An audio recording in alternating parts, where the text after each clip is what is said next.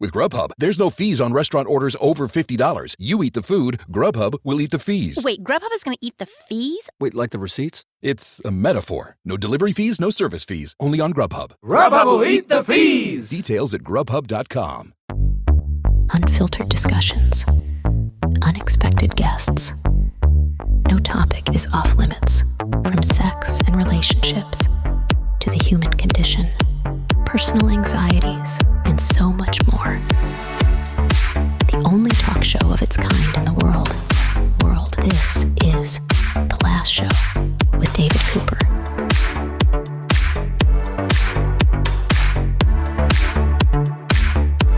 Hello and welcome to The Last Show, the only program that makes sure your brain won't go to bed hungry. On the show, you'll learn a lot of things. We'll cover a lot of things, and here are some of them. The Grammys. I don't know why I said it like that, but lots to cover about the awards ceremony, including two celebrities that showed up topless. Okay, one's Chappell Roan and one's Justin Bieber. Bieber kind of gave an amazing performance as well. Anyway, we'll cover everything you need to know about the awards in about 10 minutes time. Then after that, the doorbell rings, delivery bags hit the counter, and suddenly the day is over. No cooking, no cleanup, just comfort. Halfway through the hour, why delivery and takeout food has become our emotional reward and therapy after a good day or a bad one. Do we rely on delivery and takeout a little bit too much to make us feel good? That is what we'll answer. Those are some of the topics we'll cover on tonight's show. There will be more. You will learn more, but for now, let's dive in. Want to be part of The Last Show with David Cooper? Call us and join the conversation. 1-888-505-6644. Sadly, on Friday, actress, nay, legend, Catherine O'Hara passed, and we are joined by media personality Caitlin Green to discuss just this sad news. Caitlin, welcome to the show. I only hope in life to have like 0.0005% of the impact that Catherine O'Hara did on the people who've worked with her, because it's unbelievable to see the outpouring of like love and support, but also just awe at her career and what a great person she was following her passing. I mean, I know she was beloved, but man, I feel like it was another level. And she was so prolific. Like, it's weird. Everyone I've talked to about her says that they love her for like a certain thing, and it's different than the thing that the last person said. For my girlfriend who loves Christmas, therefore Home Alone, it was that. Yeah. For me, it's SCTV. People love the show Schitt's Creek, and that's spelled SCHITT. Regulators. I didn't just swear on the radio. For so many people, so many different things that they love that she did. Well, and also by all accounts that she really was still at the top of her game. And she was in the most recent season of The Studio, which I absolutely adored her in. I saw such a crazy outpouring of support from her co-stars there, including, Seth Rogen, Ike Barinholtz, and Sarah Polley, because she made cameos. Like, there were so many cameos on that show. And Catherine O'Hara was fantastic in it. And Schitt's Creek was supposed to be coming back for another season. And that's obviously not going to be happening in the same way anymore. I don't know how that proceeds, but she was so good. And I loved her in all the David Guest mockumentaries, A Mighty Wind, Best in Show. Those are movies that cheered me up so much. Anytime I was feeling a bit down, I turn on Best in Show and immediately feel better. Oh, that scene where she's like walking and keeps tripping. She's like, I didn't really realize that she was such a good like physical comedy actor until I saw a clip of that. Well, and also I really loved her in a role that I don't know that everyone probably knows her for, but as an elder millennial, this was a big movie for me when I was in high school, Orange County. So she's in it, Jack Black plays her son, and she sort of plays this like aging alcoholic woman, and her physical comedy and her delivery in this movie is so good. You're like, who is this starring? Because she's clearly playing like a supporting role, and I would argue that she becomes the lead in almost anything she's in. At the commercial, you were telling me that her and Jessica Walter as Lucille Bluth in Arrested Development play a certain archetype like so well. Both of them play the aloof rich woman better than I've almost seen it ever played before. They're fantastic in it. When she's Moira on Schitt's Creek, she's so good. I'm going to rewatch Schitt's Creek and probably have a little cry. I also don't think Home Alone will ever be the same again. Because it's a Christmas movie, it's one of those things that everybody rewatches around the holidays. And I think it's going to hit pretty different in Christmas 2026. It's so weird rewatching your favorites knowing that characters have passed. Like for me, I watched Golden Girls growing up and I recently watched it again now just to go to bed because it's really easy watching and my girlfriend requires TV while we go to bed. Not important. But yeah, like knowing that all these greats like B. Arthur are gone, it really changes the rewatch. It just makes it bittersweet or something. And I guess that's going to happen to like Schitt's Creek and all these shows. It is. And it's such a cozy repeat viewing. And I think that is also like, that's a category of famous person that feels really timeless, because some great dramatic actors, they win Oscars, they're incredible in their performances, but they don't necessarily make projects that people watch over and over again, that next generations watch and consume over and over again. And that's why I think some of these comedic actors become so timeless, because if you're regularly featured in rom-coms and in the category of cozy, if you're there, people are going to watch you in time memoriam. So I feel like that's why she's timeless. It's so sad. I saw someone posting that her and John Candy were reunited and they were probably like two pals reunited in heaven. And I'm not ashamed to admit that I fully cried. That post and then Macaulay Culkin's post about her where he called her mama, I fully cried. Oh no. Oh no. Oh no. I know. Do we have any word on what happened? I know like police or emergency 911 was dialed, an ambulance dispatched. Any word on what happened Friday? Yeah, the word is that she was reported to have difficulty breathing. That was the call that was made to paramedics, and that she had died at home after a brief illness. So there is some speculation that this could be something along the lines of pneumonia. It could be something related to complications from COVID, just because of the inclusion in that 911 call. And also because nobody really knew her to have like a longer health struggle. I will point out that it was made public after her passing that she had a very rare, although it was supposed to be like not a high-risk genetic condition. It's called dextrocardia with situs inversus. And that is the fancy medical term for basically her internal organs are on the opposite side of her body. So her organs were placed inside like a mirror image. She's a mirror image actor? That's cool. I mean, awful, but cool. Yeah, so basically her liver and gallbladder grew on her left side, but the heart, stomach, and pancreas would have been on the right. And she learned about it later in life in an x-ray exam. And when the doctor said that her heart was on the right side and her organs were flipped, she said that her husband immediately chimed in and was like, no, her head's just on backwards. That's the only problem. So people are wondering if maybe that could have been related in some way. It's hard to say, but I found that piece of news interesting. Well, we were talking about her role on Schitt's Creek. Here is a lovable clip as Moira Rose on the show. Then allow me to offer you some advice. Take 1,000 naked pictures of yourself now. You may currently think, oh, I'm too spooky, or nobody wants to see these tiny b****s. But believe me, one day you will look at those photos with much kinder eyes and say, dear God, I was a beautiful thing. Will I? All right, Caitlin, let's move on, unless there's any more you want to add there. No, I'm good on Catherine O'Hara before I start to cry again. Last week we started texting. We're going to do something fun on the show. I don't know if anyone's been living under the rock, but the gay hockey show, and I mean gay as in involving gay men, heated rivalry. I promised you that I would watch it with my girlfriend. We could come on the show and you would lead a sort of like what happened post-mortem interview with me and Miranda on the show. What do you intend to ask? Is your husband willing to watch the show? How did he receive it? He's not going to watch the show, I don't think, but I might be able to loop him in a little more, because I will say that the first 2 episodes, it is a lot more salacious and there's not as much story development. So the story and the love story and the character development tends to come in episodes 3 on. So ride it out. Just make sure you like hang in there. I don't know that he'd watch it. I want to know mostly how you feel about it from the perspective of like, this isn't something I would have ordinarily watched, but because it is a pop culture phenomenon, and B, because your girlfriend loves it, you've been exposed to it. And I'm always curious. I think there's such a funny dynamic in relationships around pop culture and around content when one partner gets the other to start watching quote unquote their shows. And if you come around to it, if you end up passionately liking it, and how this all ended up. Well, I'm a bit of a Bravo head because of just that. Like I watch reality TV because my girlfriend's forced me, like Below Deck. I watch The Mormon Housewives.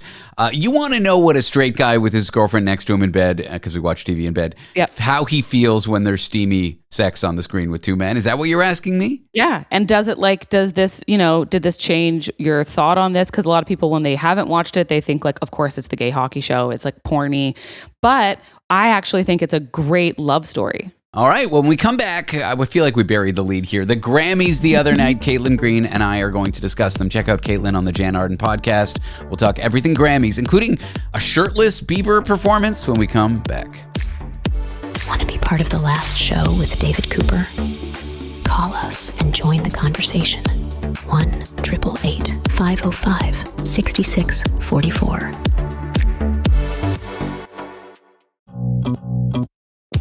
Your nightly rebellion against predictable radio and podcasts. The Last Show with David Cooper.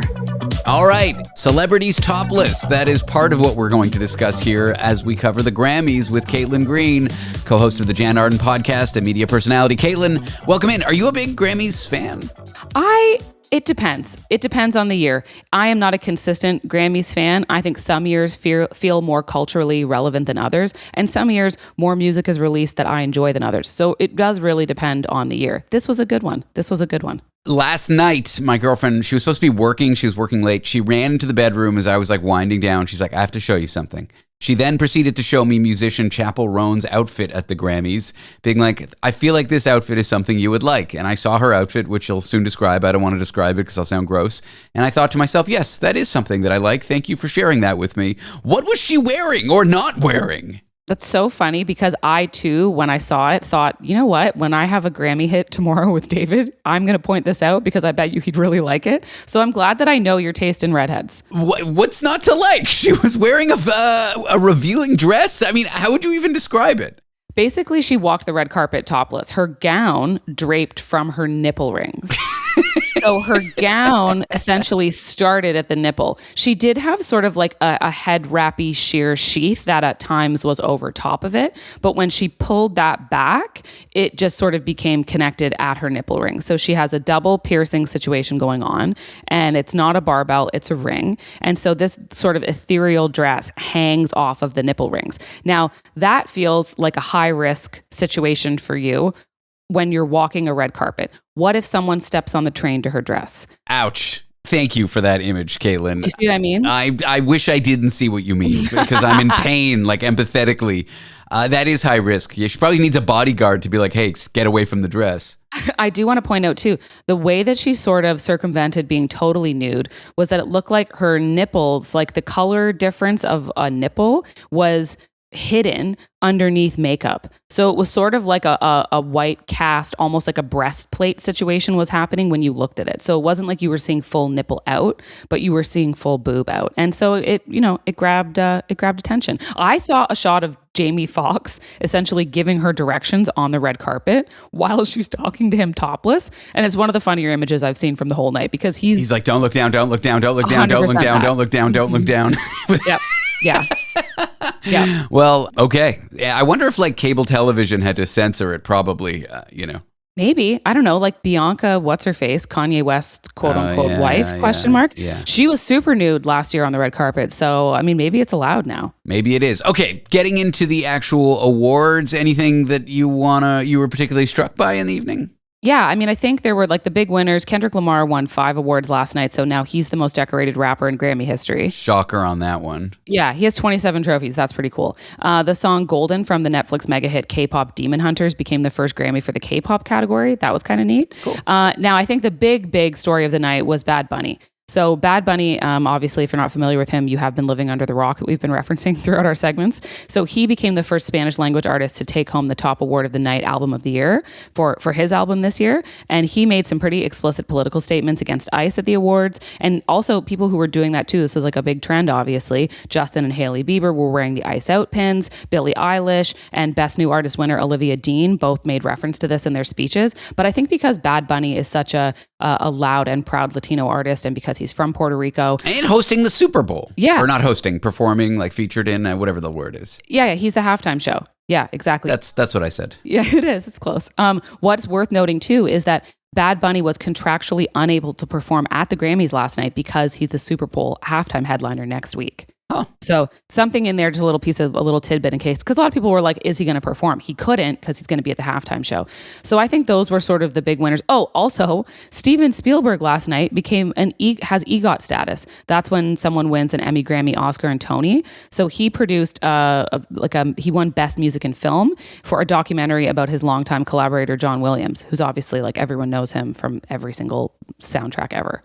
What did Spielberg win a Tony for? You know what? Don't answer that if you don't know. No, he won a Tony because he was an investor and producer of the 2019 Best Musical, A Strange Loop. Oh, so there you have it. Trevor Noah, the host, made a lot of jokes about the president. The president's now threatening to sue him. It was a lot of like anti-U.S. administration stuff going on at that Grammys. Yeah, no kidding. I mean, how do you think the creative world of people who are here from other countries would probably have landed on that whole thing? And I also felt like I saw a lot of the posts that Trump was making and thought, you got bigger fish to fry. You don't need to worry about the Grammys. You could just leave this one alone.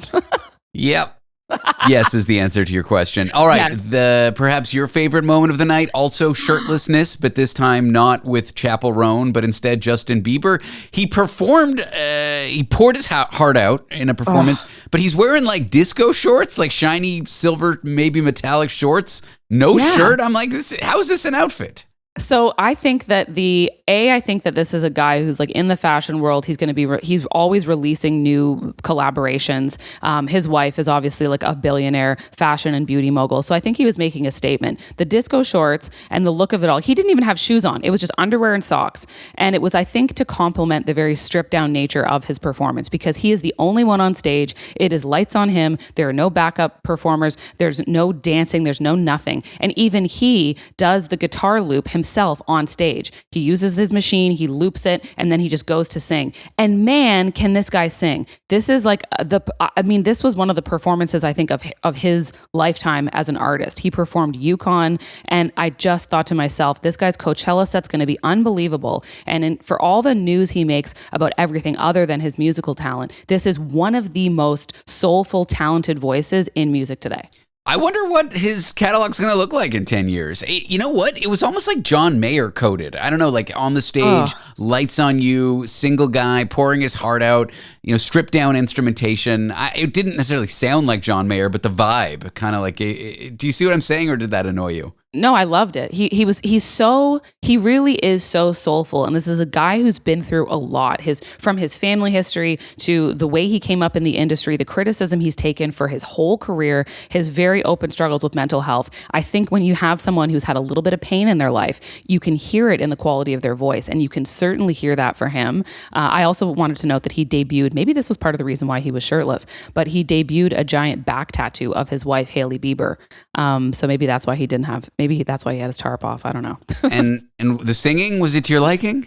Obsessed. I can't stop watching it. It's so good. It's crazy. I think this is an argument to bring back MTV's Unplugged, because I've always thought that's a show that needs to come back. But my God, if they bring it back, let him be the first performer, because I would pay top dollar to see him do just like acoustic only. Why don't you tell me how you really feel about Bieber, Caitlin? It feels like people are always saying these award ceremonies, no one's watching them, no one cares. But for these Grammys, it seems like it was kind of a big deal. People noticed. They did. And I think, like, again, it just speaks to the difference year to year, right? Like some years you're going to have a better category for music. You're going to have way bigger hits. You're going to have bigger, better artists that, emerge. I mean, think of the year that Olivia Dean has had, and she's Best New Artist. Like, her music can be heard everywhere, from the grocery store to TikTok to people's cars, radio. Like, she's very omnipresent. Even like Lola Young, that song Messy? I'm not sure if you're familiar with that one, but she got Best Pop Vocal Performance. She had a performance of that song live last night,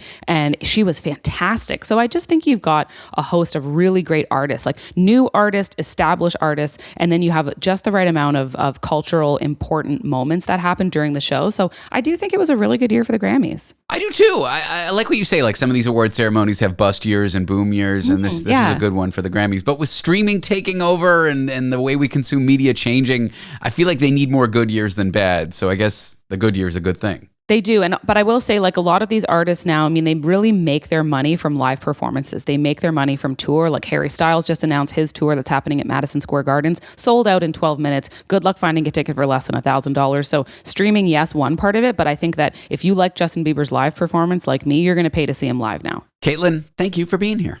You're always welcome. Caitlin Green, a media personality. Check her out on the Jan Arden podcast, where she co-hosts the podcast on the podcast. I said the word podcast too many times. In a few moments' time after the break. Well, first, let me paint a scene for you. The doorbell rings, dinner arrives, and somehow everything feels better. You get delivery, you get takeout, and it becomes a sort of reward, a comfort, an end-of-day ritual after a great day at work or a terrible one. There's psychology about why takeout is so comforting to us, and that's what we'll cover in a few moments' time. Want to be part of the last show with David Cooper? Call us and join the conversation. 1-888-505-6644. We're here because your heightened awareness deserves heightened entertainment. The last show with David Cooper.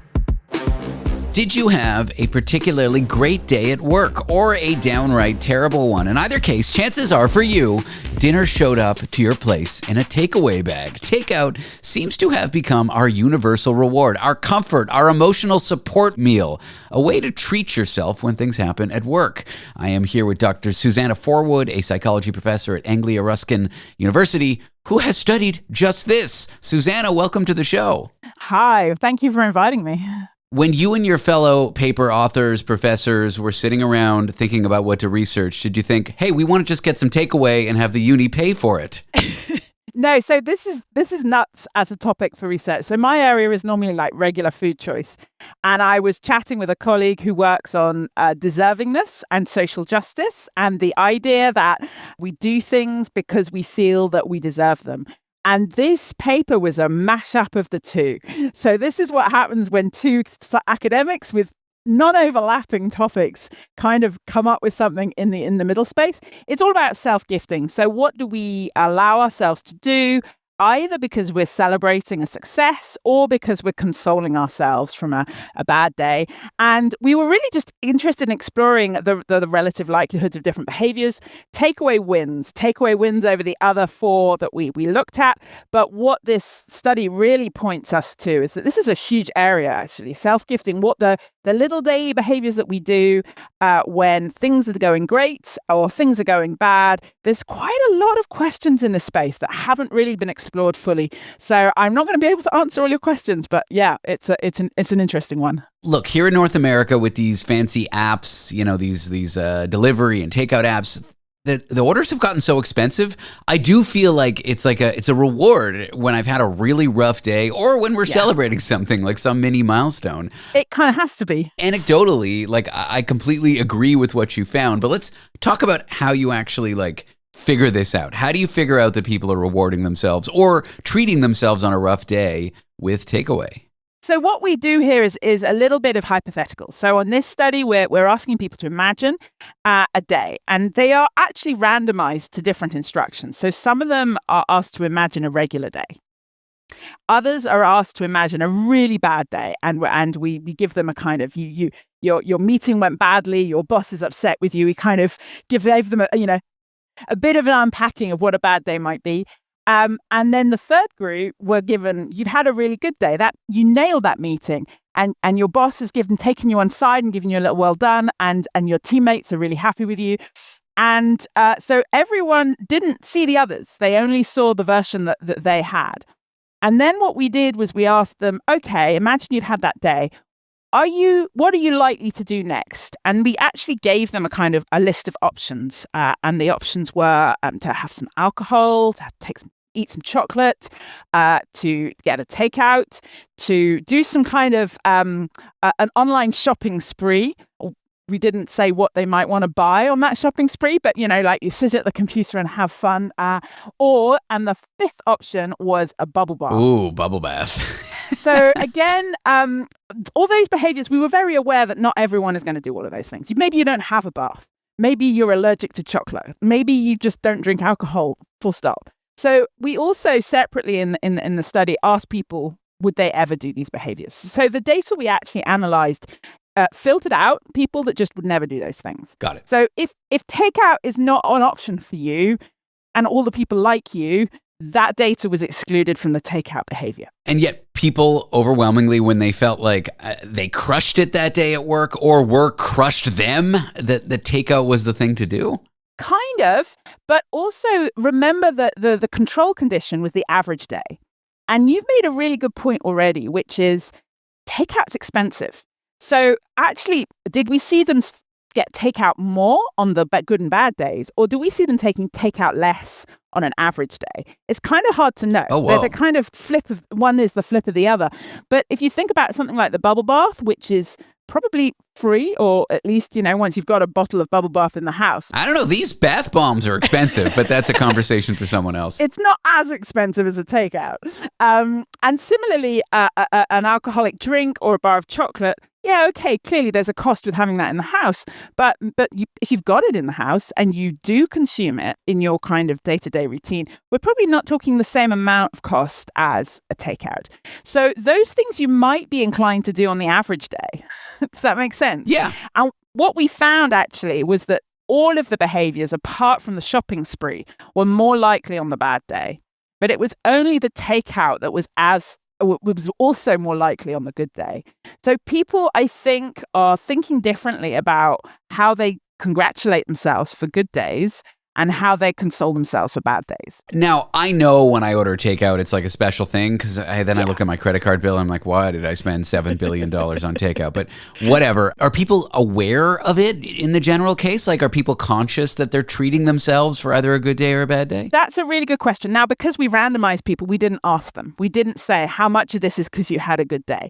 And the people in all the different conditions were kind of equally likely to be male or of a certain age. So the demographics were kind of balanced across those conditions. So we would have to follow up to find that out. I suspect people are very aware of this behavior. I suspect no one is hugely surprised.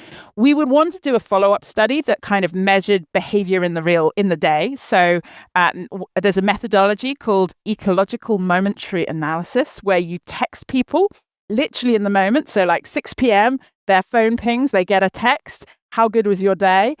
What behavior are you about to do?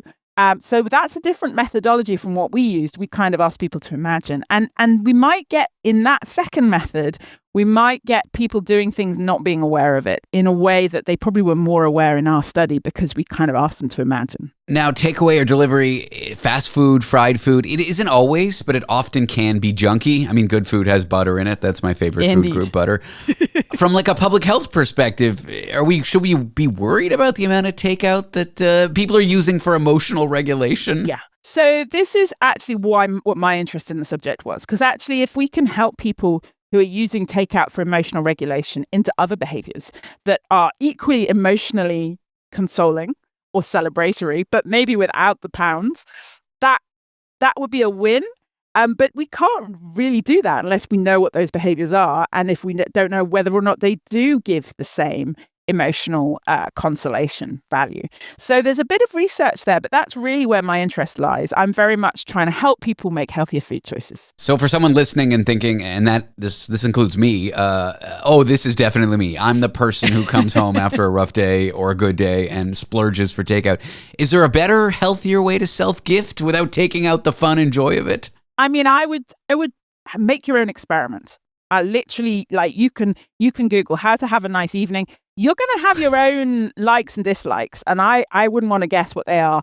But there's not going to be a lot of surprises here. So I don't know, invite a friend over to play a game or to get online and play a game online or watch a film, or is there some kind of a music that you're like, I really want to sit down, close the doors, get everyone out the room and just immerse myself in a really good jazz LP or what, it depends what your vibe is. Sure. What is your stuff? What is your thing? My advice would be anything that's kind of sensorially immersive, anything that that kind of takes over all your senses and makes you feel a bit different is likely to be effective. So takeaway kind of does that. It takes us to a place which isn't the everyday. It's not stuff we cook ourselves. And that's really where the value lies. Do you think rough work culture, like stress, long hours, burnout, feeds into why food has become such a comfort, such an emotional reward? I don't know. I suspect there's a commercial edge to this. People are making money out of this, and it's very, very effective money-making strategy, telling you that eating indulgent food will make you feel better, sells stuff. I hope an advertiser for like an unhealthy food company isn't listening, because this could like help them plan an ad campaign. Had a rough day? Order this fast food. They know this already. They've been playing this game with us for ages, and that may be part of the kind of implicit messaging that we've taken on board from advertising. Well, Dr. Suzanna Forwood is a psychology professor at Anglia Ruskin University in the UK. Suzanna, thank you for talking to me. I appreciate you coming on the show and sharing your research. No problem. All right, hang tight. In a moment, we're diving into this question. Could swapping your beer for a cannabis drink help you drink less? We'll present new research, some surprising numbers, and a harm reduction twist on alcohol you probably didn't expect. But do me a favor, make sure cannabis drinks are legal where you live first. Want to be part of the last show with David Cooper? Call us and join the conversation. 1-888-505-6644. The missing link between scientific journals and relationship counseling. The last show with David Cooper. All right, if you drink a lot, you might want to consider swapping out a cold one for a cannabis beverage. Why might we want to do that? How might it help? And side note, only investigate these things if they're legal where you live. Well, I'm here with someone who has researched a lot about these beverages. Her name is Jessica Kruger. She's a professor of public health at the University at Buffalo. Jessica, welcome to the show. Thanks for having me. So here we are, and alcohol is not necessarily the best thing to be drinking a lot, like after work to relax every day, is it? Correct. And actually, there's a lot of harmful effects of alcohol already linked to 200 different health conditions. And oh, that few. That seems alarming.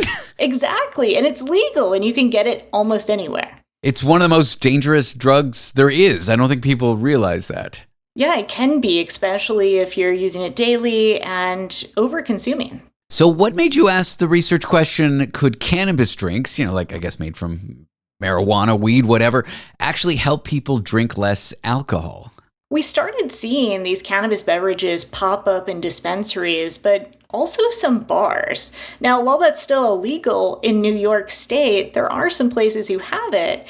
And some of our friends started saying, I want to quit drinking. I don't feel like drinking anymore. And started replacing alcohol with cannabis beverages. And we thought this is the perfect example of some harm reduction. And we want to study it and look further at how people are using it and why. I want to talk about harm reduction in a bit, because these things aren't necessarily like completely safe, or they come with risks, but this idea that they have less of a risk than alcohol is an interesting one. But first, how strong are they? What do people report the effects to be like? Is it similar to smoking cannabis? Like what exactly happens if I go into a bar and drink one of these things legally? I keep saying that. Well, cannabis beverages can range from about 5 milligrams THC to up to 20 milligrams. We often see them in the 5 to 10 milligram range of THC, and they usually have some CBD. Now, the important part about that is THC can cause people to feel a little anxious, and that CBD has been known to kind of take away a little bit of that anxiety. And so we see these being available in the legal market in dispensaries, again, illegal at bars currently, but we hope to investigate that further to see if we can begin to influence some policy. Now, you might think, well, you're out at a bar and you're drinking cannabis, you're going to drive home high. Well, we already know people are driving high, and we know that people are driving under the influence. So we need to better educate folks about this to reduce that harm. But ultimately, this could be a way to remove some of the effects of alcohol. Now, you're going to feel similar to what you would feel if you were smoking, but it takes longer for that duration to hit, right? This is an edible, considered an edible when you're categorizing cannabis products. And so it does take longer to metabolize. And that's where some people get in trouble with edibles, is they don't feel the effects right away like they do with smoking. So they take more and then it hits like a ton of bricks? Exactly. And that's another area where we really want to focus on education with folks of how do you use edibles properly. So when people do incorporate this into their unwinding, having a cold one routine where they might drink, what do they end up doing? Do they end up drinking less? Does it end up curbing kind of the negative effects of alcohol? In fact, we found that people who are using cannabis beverages are drinking less and engaging in less binge drinking. Now, this is great because we also compared that to other modalities of cannabis use, such as smoking, thinking, is it just the cannabis or is it actually the beverage? And we think it's because it's a one-to-one swap out. You're drinking a beverage where you would have drink a cold one. Instead, you're drinking a cannabis beverage. And so we see lower alcohol use. And also, people are using about one of these on average, not drinking multiple like you might if you had a case of beer. Yeah, I'm thinking of like the Super Bowl with a case of Bud Light. They just keep on disappearing. I am in recovery. I don't drink, but I kind of understand once I quit drinking that powerful social ritual of like holding a can at a party or holding a can at a bar or a cocktail or something. Can this kind of like help with that social ritual, but maybe in a less harmful way? That's something we speculate of. It is because it's a kind of one-to-one switch out. And these cans, right, could look like a can of alcohol, especially they kind of are in the shape of like a White Claw. So if people don't know exactly what you're drinking or you have a nice koozie on it, it could be a great way for that social elixir to hit when you're out with others. Now, were you expecting that these cannabis beverages could reduce binge drinking? That seems like a kind of a surprising thing to me. Yeah, that was definitely an interesting finding, right? Binge drinking is a really challenging health topic because people binge drink for a lot of different reasons, and oftentimes people don't recognize the definition of binge drinking. And so we wanted to add that as a question in our survey, and we're surprised that it did reduce that, especially because people were switching it out and having very few cannabis beverages as a replacement. I am like skeptical and not biased on this particular area. I'm just going to voice a question that a critic might voice. I don't necessarily agree with it.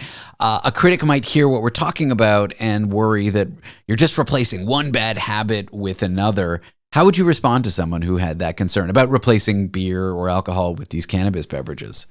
Absolutely. It's always a concern when you're switching out one product to another, especially because cannabis can be addictive, and that's often not recognized. But when we think about the overall harms, and we're still understanding what those harms are when it comes to ingesting cannabis beverages, we do know that alcohol is dangerous, right? There's no safe level of alcohol. But if cannabis beverages can reduce some of that risk compared to smoking cannabis and other modalities, this could be a promising alternative for folks.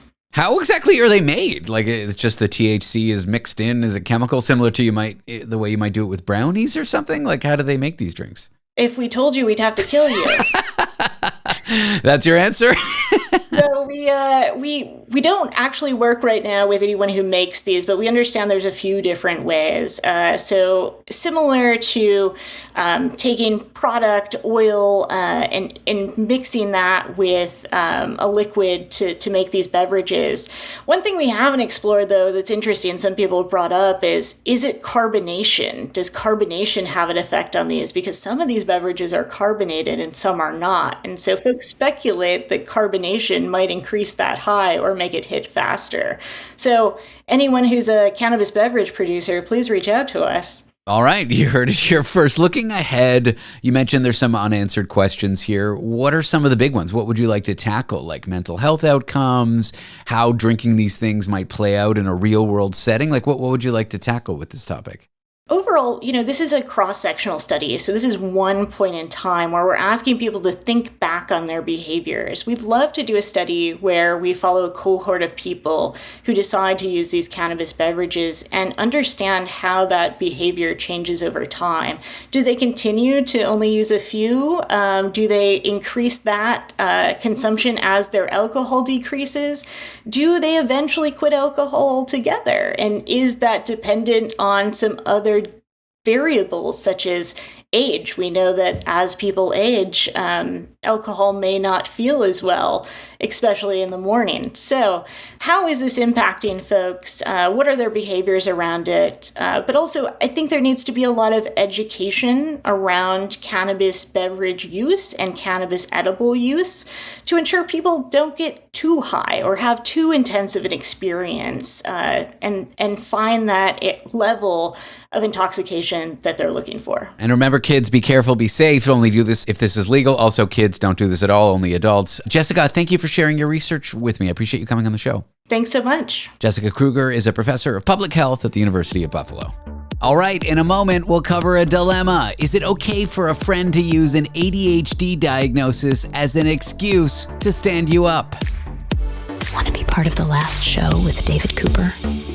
Call us and join the conversation. 1-888-505-6644. Cooper's law tells us that the complexity of a relationship is inversely proportional to its explanation. You're listening to The Last Show with David Cooper. Is an ADHD diagnosis an excuse to not show up and be a good friend? That is the question we're going to tackle here with author and psychotherapist Dr. Stephanie Sarkis. You can check out her book, Healing from Toxic Relationships, 10 Essential Steps to Recover from Gaslighting, Narcissism, and Emotional Abuse. That's wherever books are sold. You can find it. All right, Dr. Sarkis, let's dive into this meaty problem. Welcome to the show. Thank you. Thanks for having me on again. Okay, I'm going to read what someone wrote to an advice column. My friend was recently diagnosed with ADHD. She now continually is late for events or doesn't show up at all. On one occasion, my friend was coming for dinner at my house. 1 hour before she was due, I got a text from someone else that the friend was having dinner elsewhere. The friend didn't contact me at all, not to apologize, nothing. I'd spent a lot of money on food and was cross. Other times she forgets to show up at all, unless I remind her several times in the lead up, or she's really late. When she does arrive, she reminds me that she's ADHD and pokes fun at me for being so uptight about time. My mother is dying, my father is elderly with dementia and needs care from me and my sister. My daughter is ill and I'm just very stressed. My time is really important to me, and I feel sad and alone at the moment. It's become a lot of work to maintain this friendship. I don't want to lose my friend. I love her. I want to be supportive of her diagnosis, but I seem to be falling short in my heart, if not overtly. What can I do to be better at all this? Can you suggest anything that might help me better understand my friend? What do you make of this? Start out here. Let's talk about advice for the letter writer. I think first, when we think of ADHD as a diagnosis, it's a reason why some behaviors happen, but it doesn't give someone the right to treat their friends poorly.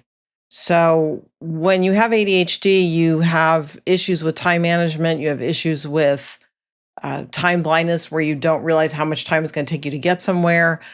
But also you are obligated to a friend to say, I'm sorry this happened, and figure out a way to remedy that. So if the person is saying they have ADHD, are they also saying to you, hey, you know what, I'm working on this, or I'm in therapy, or I'm taking medication, or not that the friend's obligated to tell you their medical history, but are they telling you, how they're going to make sure that this gets better? So most people with ADHD are upset when they are running late. We all have shortcomings, and I'm not necessarily saying ADHD is a shortcoming, it's a psychiatric diagnosis, whatever, but we all have things and quirks about us that we live with and we make sure don't bleed into our friendships to cause damage there. Is that a fair way of looking at ADHD, or is it a little more nuanced than that? It's a little more nuanced. I mean, it's a neurodevelopmental biological disorder. So, but also, even if you have issues, you still apologize if you hurt somebody's feelings. It doesn't matter if you think that what you did was, acceptable. If someone's upset, you still say, hey, I'm sorry I hurt you. And yes, having ADHD does make you more late to things, but it also means that this is a friend that maybe you can talk to about the issue, right? Instead of saying, well, I don't know what's going on with ADHD, let me read up about it. Maybe talk to that friend and go, hey, you know what? When you said you were going to show up and someone called and said that you were late and that you weren't going because you had another plan, that hurt me. And I think that's an appropriate thing to say to someone. People with ADHD aren't fragile. You can talk to people about things. And in fact, that's the way that we usually recommend that you do things with relationships, is if something's bothering you, say something. And if the person gets defensive, you still had a right to say that you were upset. Maybe this is a good analogy. Maybe it isn't. I'm an alcoholic. I've been sober for 6.5 years. And when I would drink at social functions, I would be like mean and weird and nasty and not know where the line is with people and cross it. I wouldn't just say, hey, like I drink a lot. That excuses the behavior. Now I'm in a phase in my life where I don't drink and I don't get into those situations. I'd like to think that I kind of own the behavior, even though I'm capable of it. Is that a fair way of looking at it? Like, yes, you've got ADHD, but you've got to take steps to manage the ways in which you're like going to hurt people in your life if you're bad at managing time or you're extremely forgetful. Write the appointment on your hand, for goodness sake. I think it's a good idea and concept, but for people with ADHD, part of the issue is trying to figure out how to compensate for those issues. So when you have problems with the frontal lobe of your brain, your executive functions, which do time management, emotion regulation, impulse control, sometimes it's figuring out how to fix that. But people can still take accountability for their behavior. So like for your example, if you realize later that your friend said, hey, the way you were last night was not okay, you would own up to it and say, hey, I'm really sorry. Here's how I'm working on that. Fair enough. Right? That's an acceptable answer. Yeah. And then you decide as a friend, you know what, this person's continually late and I don't hear them taking ownership and I don't hear them talking about maybe how they're trying to rectify this or get better. Then you have to think about, is this a relationship where I feel like I'm heard or respected? And that's with anything. So we started from the perspective of the friend who is upset with the person with ADHD who's missing dinner appointments and then saying, I have ADHD, don't get mad at me. What about for the person with ADHD? How do you manage it when you find you're not showing up and your friends are kind of upset with you? Well, first, sometimes with ADHD, it's not always possible for people to realize that they're doing something that's harmful. So for a lot of people with ADHD, they do realize they're running late, but sometimes people don't realize the impact it has. So it is really helpful when you have a friend that's direct and says, hey, this thing you did, that hurt me. So people with ADHD do feel a lot of guilt and shame about things like running late because they will have every intention of trying to get out the door on time. And they just, for whatever reason, variety of reasons, they can't show up on time. But being a person with ADHD, I call people. Usually I err on the side of I overcompensate where I show up early or right on time. Mm-hmm. But if I am running late, I immediately let the person know.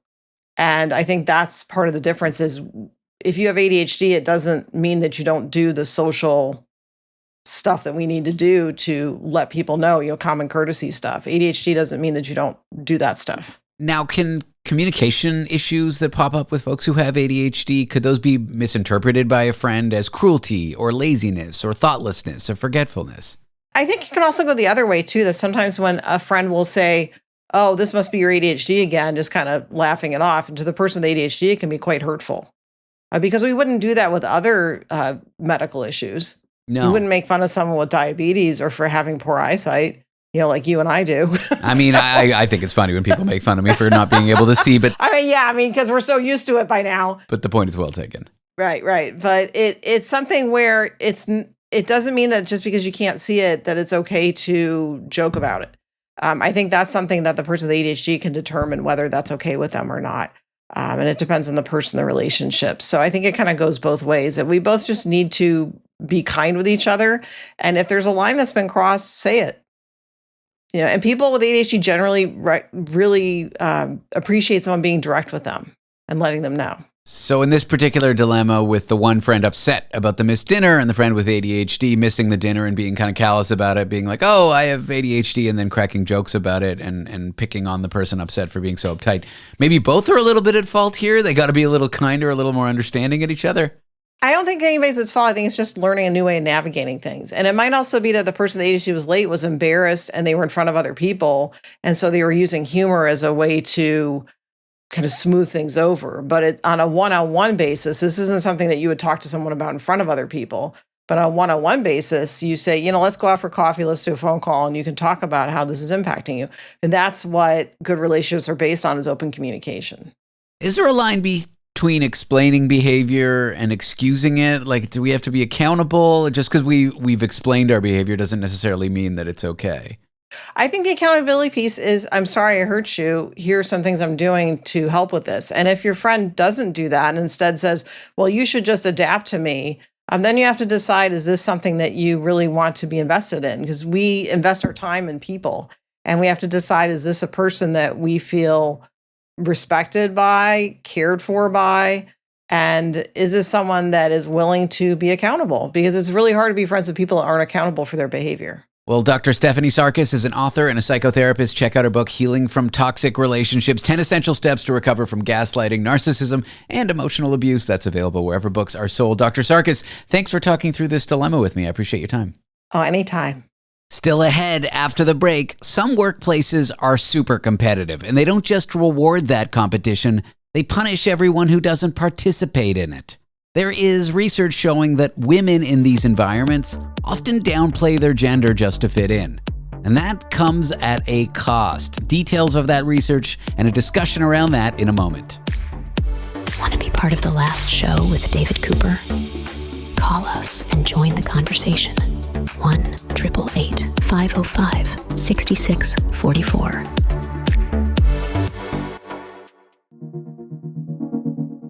Exploring both interstellar and interpersonal space-time continuums. The Last Show with David Cooper. Some workplaces reward toughness, dominance, never showing weakness, a sink or swim kind of masculinity contest. And in those work environments, women can cope by downplaying who they are. Not because of open sexism, but because the culture itself can devalue them. Let's talk about this in depth with Jenny Veldman, an assistant professor of social and organizational psychology at Utrecht University in the Netherlands. Jenny, welcome to the show. Thanks for having me, David. So you've researched these sort of masculinity contest culture workplace environments. It sounds kind of complex. What would that look like at a day-to-day environment? What workplaces would it crop up in? Yeah, so it's the kind of workplace where your position depends basically on a masculinity contest. So who's the smartest, who works the longest hours, who's the strongest in some workplaces. So we see it, we tend to see it more in workplaces or sectors that are traditionally more male dominated, and especially when there's high stakes or high risks, or where where a lot of power or money is involved. So it could be like an investment bank. A lot of people think of bro kind of cultures in Silicon Valley, so that usually pops up. But it could also be a construction site where it's more about who's actually the strongest. So it's oftentimes about this intense competition, no room for vulnerability, that kind of stuff. And so you decided to research this. You decided to look at how women kind of handle these environments. What did you end up finding? Do women kind of have to hide a feminine side in themselves, or what kind of little things go on that are kind of might be troubling? Yeah, it's basically exactly that. So what we see is that women in these kind of work environments, they walk a really fine line. So they basically constantly have to negotiate their position in order to garner respect. So women, and basically nobody, or at least in general, we see that people tend to think they have to fight more in order to be respected by their coworkers. But women feel this in even stronger ways than men. And we saw indeed that women, in response, sometimes distance themselves from their gender as a way of, because they kind of feel like that gender is holding them back to gain respect. So what they do is they kind of go along in this masculinity context. They play the game basically in order to survive, which can also go together with really distancing from your gender and from femininity. Now, I'm sure there are workplace environments where there's overt prejudice, sexism. I wish there wasn't, but I'm sure there's environments like that. But what struck me is what happens in environments where there isn't overt sexism, in environments where they try to have equal representation and there's lots of women in them. What can the culture look like in environments like that? What are the little ways in which this can happen? Yeah, exactly. So that's really interesting, right? So even if there's no overt sexism, you could argue even that has in modern day workplaces that has reduced to more overt ways in which women are discriminated against.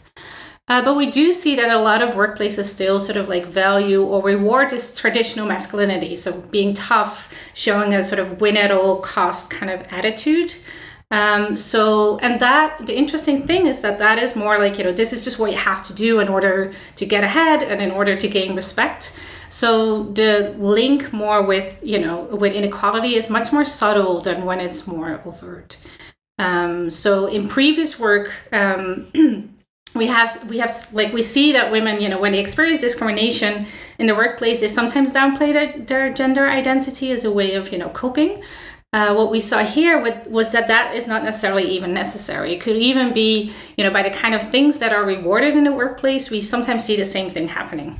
Now, what happens to women? Like, what do they report when they're in this environment? Are they uncomfortable? Do they find they have to change the way they represent themselves? Basically all of that. So we've looked at this in several ways. So we asked employees what their workplace is like. So we basically measured what the workplace is like, and then asked them how they feel and act in the workplace. So that is also more like how, do you feel dissatisfied about being a woman in that setting? Do you feel like, you have to change the way you kind of present yourself, downplaying your femininity, being like one of the boys? We also did this more try to get more at behavioral measures that are not as common in this kind of literature. Oh, interesting. What are some of those? Yeah, so in one of the several studies, we asked people to imagine what it's like to work in a workplace with a certain workplace culture. So if in some more stronger masculinity contest cultures. And then we told them okay, imagine now you're going to actually start working there. It's a fully remote work environment.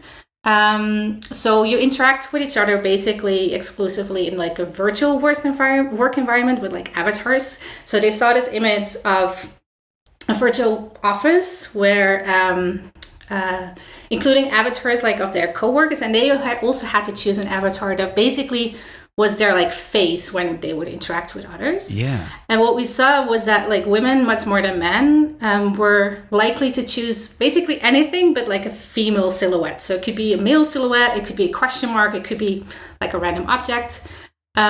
So that is of course, this is a more artificial setting. In real life, it's often difficult to actually hide your gender. But it's, there you really see this behavioral way and where women feel okay, maybe I shouldn't really, show my femininity as much in this context. That's so interesting. Now, what can be done about this? What can we do in environments like this to make it easier for women, make women more comfortable to express who they are?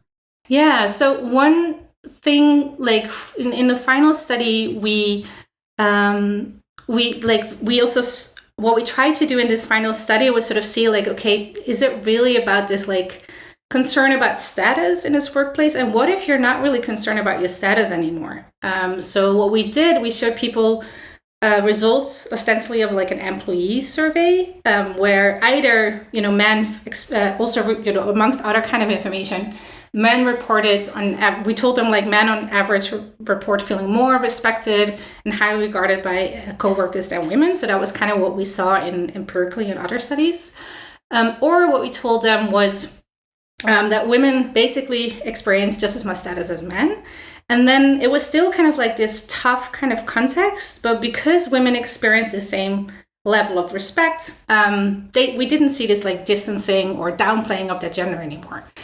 Of course, in real life, those things often don't go together. So kind of an inherent consequence of this masculinity contest is that women experience less status or anticipate to experience less status. So I think ultimately, what I think this shows is that if you really want to make progress and address inequality, you should also critically look at the kind of norms and what kind of things do we value and reward in this workplace. And is that truly neutral? So what are some ways that we could look at our own workplace and make sure that we're not having these masculinity contests? Are there subtle signals that they might be happening where we work without realizing it that we can look at?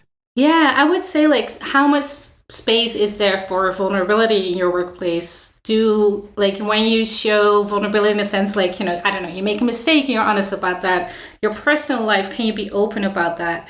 How competitive is it? And do we really need that? Or is this just the way we've always done things? But would it also be possible to do things differently and in a more collaborative way? So interestingly, I know in the in academia, I feel like there has been a bit of a change. So traditionally, it's very much been this like masculinity contest, where it's all about the sort of like superstars who are the smartest and the most brilliant, super competitive. And I feel like there is more space now for collaboration and openness, which doesn't mean that, that science is not as good anymore. So it doesn't come at a cost of, worse outcomes or anything. Well, Jenny, thanks for talking to me. Thanks for sharing some of your research with me. I appreciate you coming on the show. Yeah, thanks so much. And just to, so this was great. I'm really happy that I could share this work that was together with Andrea Viel at NYU in Abu Dhabi. I'm here with Jenny Veldman, an assistant professor in social and organizational psychology at Utrecht University in the Netherlands. Up next, you'd think taking control of your business online would boost your reputation. But a surprising new finding shows that businesses who claim their own pages online, like on Yelp, get a surge of one-star reviews. And those bad reviews get longer, angrier, and more personal. Why does telling your customers, hey, you can find me here online, cause such bad things to happen? Stay with us, you'll find out. Want to be part of The Last Show with David Cooper? Call us and join the conversation. 1-888-505-6644.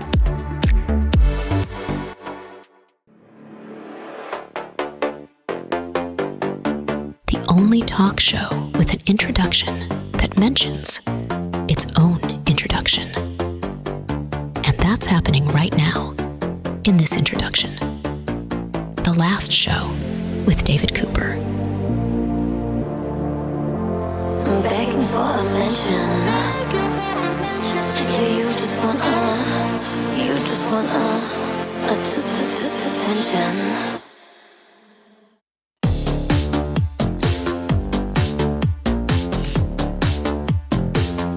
When a business sets themselves up on a review site like Yelp, the owner does it thinking it'll help the business. But when that happens, their ratings drop and the angry reviews get louder. I am serious. Researchers found just this. Why does simply showing up online make customers unload online at businesses? Let's dive in here with Jong Youl Lee, an assistant professor from the College of Business at Florida International University. Jong, welcome to the show. Hi, David. Thank you for having me here. So at a gut level, your findings feel kind of backward, like a business claims their page online, maybe on a platform like Yelp, to make themselves look more professional. And suddenly that business's ratings drop. Were you surprised by this initial finding?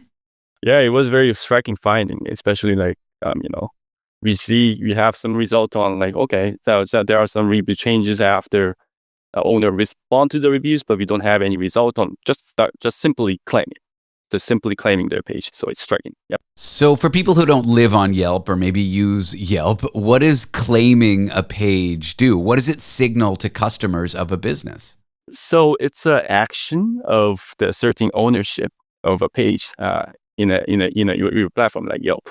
So by owner or management. Basically, as you see, many of business pages, they start with some crowdsourced page mostly. So basically, it's whether, if there is any new business, then, so customers, they create a business page for this, right? Or Yelp can find something, but eventually they're crowdsourced page mostly. But owner now, they now claim that, this is my page. So this kind of activity is what we call page claiming. Yep. And that gets signaled to users. So when that happens, let's say I'm going to a pizzeria. I go to the page on Yelp. It says, this page is owned by the ownership of the pizzeria. What ends up happening? Like one-star reviews increase and they get worse? Right. So basically, when the page is claimed by owner, there is some kind of tag on the page that it's switched to claim, from unclaimed to claim. And this change is actually giving some kind of highly negative effect. That's what we found. Basically, overrating goes down about 10%, and what's behind in that is like one-star reviews goes the likelihood of getting one-star goes higher, and 5-star goes down, and people write more lengthier negative reviews, and they even talk about more service issues directly to the owners. Now, is it that customers are more angry than usual, or is it they're just more invited to speak up? They think, hey, the owner might be listening. They've claimed the page. I'm really upset with this owner. I want them to know about it. Is that what's happening? So that's a very great question. So basically, the reason why it's happening, what we found is the claiming itself increased the customer expectation. Basically, this claiming signal, it signals that the owners are here in the platform, basically. So before that, the page is unclaimed. Okay, there's nobody to talk about. However, as they see that owners are here, they can think that the customers now assume that the owners are now watching and listening. So basically, this raises the expectation, and then that leads more dissatisfied customers to join who otherwise not joining before. And the internet and its anonymity, I feel like it's the perfect storm of bad things. You think the owner's listening, you don't have to confront them in person like at the store. You can do it online semi-anonymously. So it sort of just like entitles the customer to behave badly because of the environment of the internet. I think that can be also affecting, basically, because, as you said, they can find me from internet, right? Most likely. Did you find any evidence that happy customers thinking, oh, the owner must be watching online, I'm more likely to promote the business? Was there a positive effect at all? So that's what we first assumed. Basically, the claiming itself is actually you're giving the legitimacy that, hey, I'm the owner of the business, right? And then that also can signal that, okay, I'm controlling this page. I'm doing something on my business. So this kind of positive effect, that's what we expected. But actually, our result is actually opposite. That's kind of striking point. And so what sort of businesses is this the most negative for? I know that you looked at restaurants mostly. Exactly. So basically, we look at the restaurant business that are new and popular within 200 U.S. Largest city. And then what we see is that when this effect is more pronounced when these restaurants are in very competitive region and also the lower price. So basically, there's a little hurdle for getting into this business, this restaurant business, then they may get more this negative effect from claiming. There's something interesting here. I don't know a lot about Yelp's business model, but I know they sell things to businesses like restaurants like, hey, claim your page, manage your reputation online, pay us some money and your page will kind of be more associated with you and you can have your page marked as claimed and all this kind of stuff. But if companies do that, they end up getting a worse reputation. This is kind of a surprising finding, isn't it? Exactly. So basically, that's why we call hidden cost. So it's we always see that these platforms strongly encourage business owners to claim their own page, and that's also fair because they allow the owner features for free. Basically, they can respond to the reviews, or they can even just editing their business page. So it's good for their business. However, no one tell you that there's hidden costs, like the reputation cost, I'll say. So having a little fun with this topic, what kind of negative reviews might you see on average for a claim business versus a non-claim business on Yelp? I don't really remember that correctly, but so before the claiming, what we found is people talking more about the food-related complaints, but after the claiming, they are more talking about the owner-related issue. Basically, hey, you didn't welcome me, something like that. Starting from that, or all of the service issue that related to owner. That's kind of also a striking point that we found. If a business owner asked you today, with you knowing what you know, having looked into this, would you recommend they claim their pages online, or would you recommend they wait?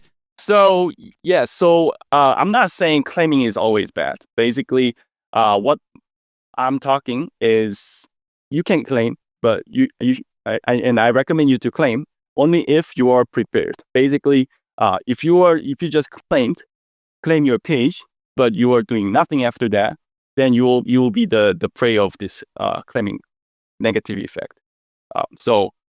And all strikingly, with our sample, that's a huge proportion within our sample. So people just claim and then they do nothing, and then they got the negative effect from claiming.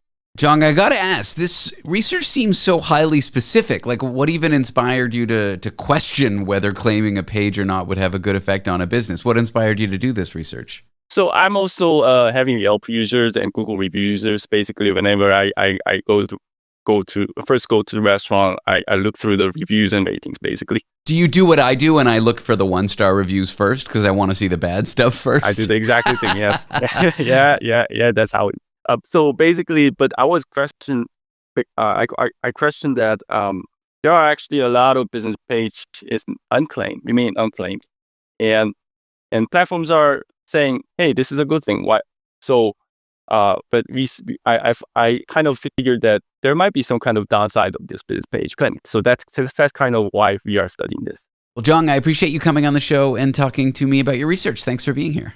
Thanks for inviting me. Thank you very much. Jong Youl Lee is an assistant professor from the College of Business at Florida International University. Coming up after the break, why waiting for bad news feels worse than actually getting it. In a few moments' time, the psychology of dread, impatience, and why your brain would rather quit than sit with uncertainty. This one will be interesting if you've ever felt impending doom.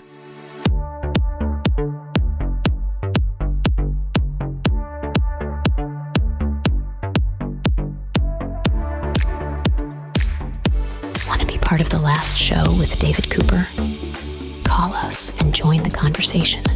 1-888-505-6644. This is your invitation to a journey where relationships are dissected, science is simplified, and the news is hilariously twisted.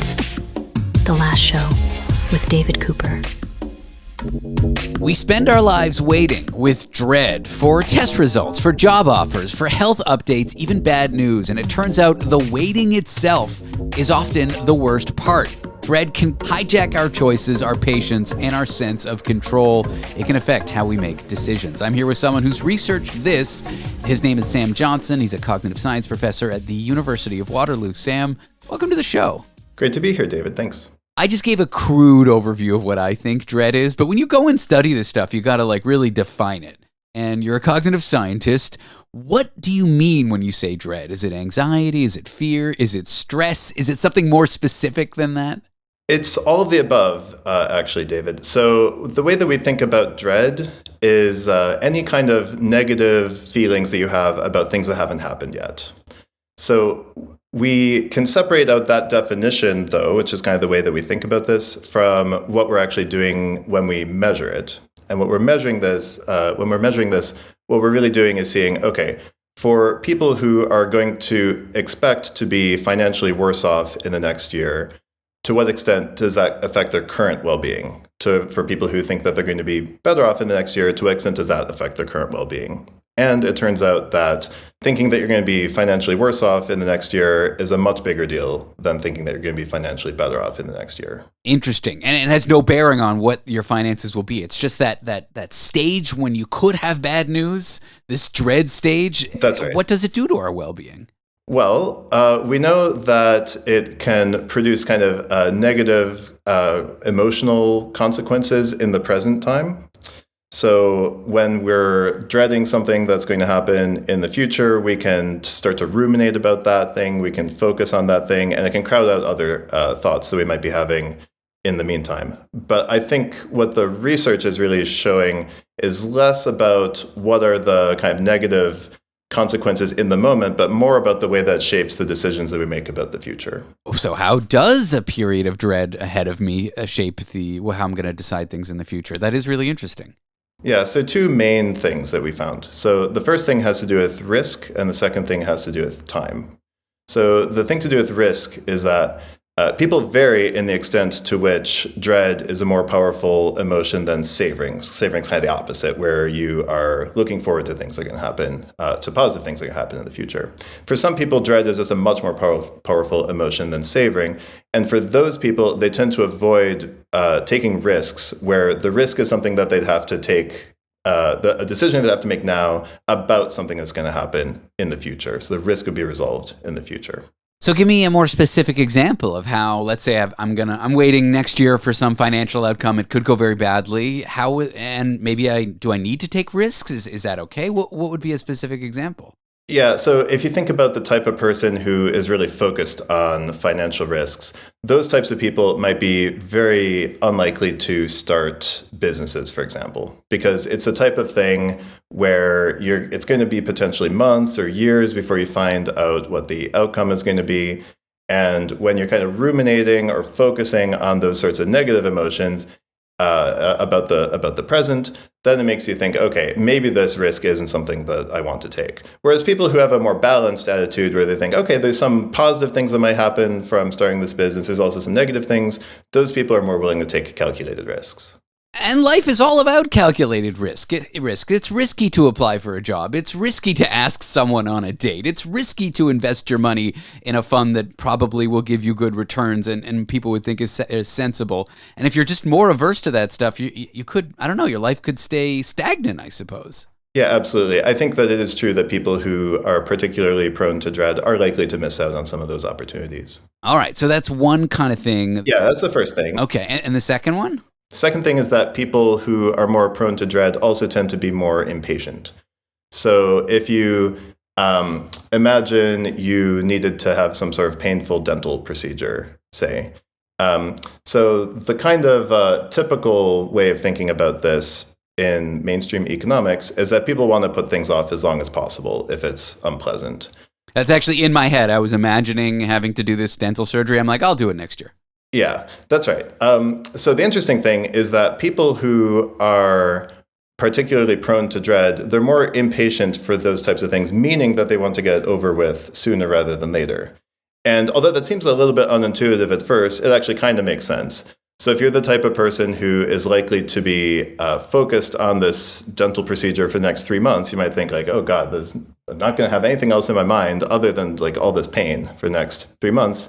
You'd rather just get it over with tomorrow. So it's a little bit of a counterintuitive consequence of being more dread-filled. Okay, so if you got a lot of dread, you on the one hand are like, I don't know, you avoid taking risks. On the other hand, if you know something bad's coming up, you're like, get it over with quickly. Your behavior's modified. Why do you think this anticipation of a bad outcome does so much to us? Why does it change us, or why does it affect our behavior? Yeah, so what we can say from the research is why dread is a more powerful emotion than savoring. So why negative things are so much more powerful than positive things. And basically the reason is that in the case of savoring something positive that's going to happen in the future, there's kind of a good part of it and a bad part of it at the same time. So suppose that you were in a relationship and the person that you're in love with is going to be away for a month, say. Well, when they come back, maybe you'll do something really fun together with that person, like maybe you'll go out partying or something.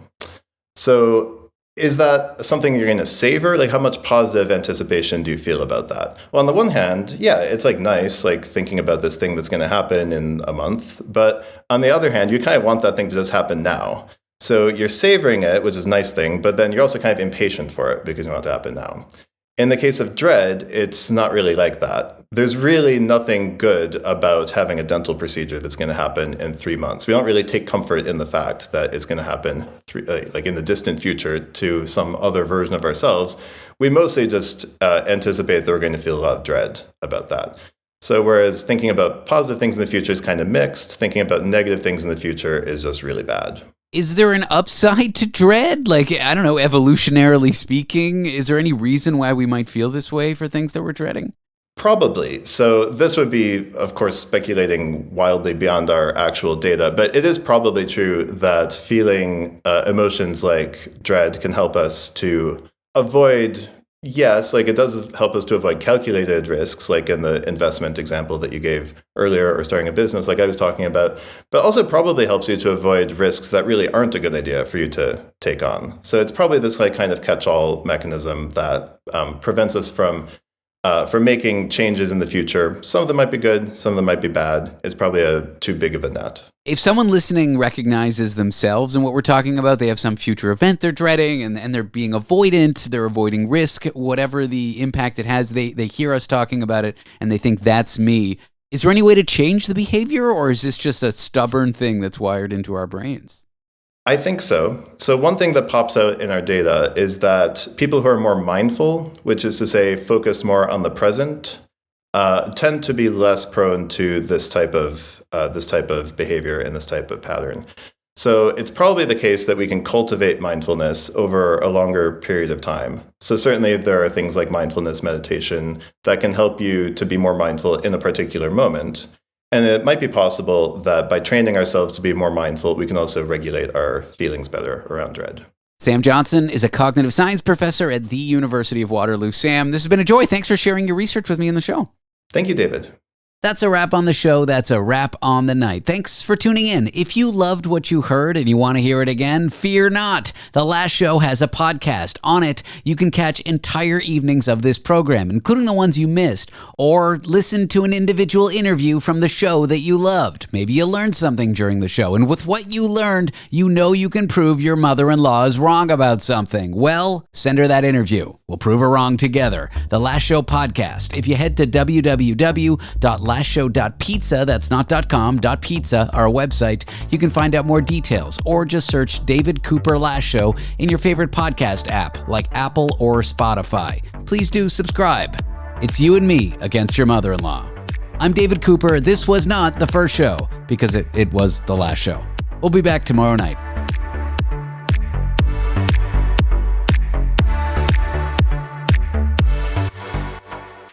Welcome to Survivor 50. February 25th on Global. We chose you to represent 25 years of the greatest adventure on television. It's the biggest season ever. The twist is going to open up Pandora's box. Now I see Zach Brown on Survivor. Welcome to Survivor, Mr. Beast. Feels a little like a high school reunion meets a massacre. Survivor 50th season, Wednesday, February 25th on Global. Stream on Stack TV.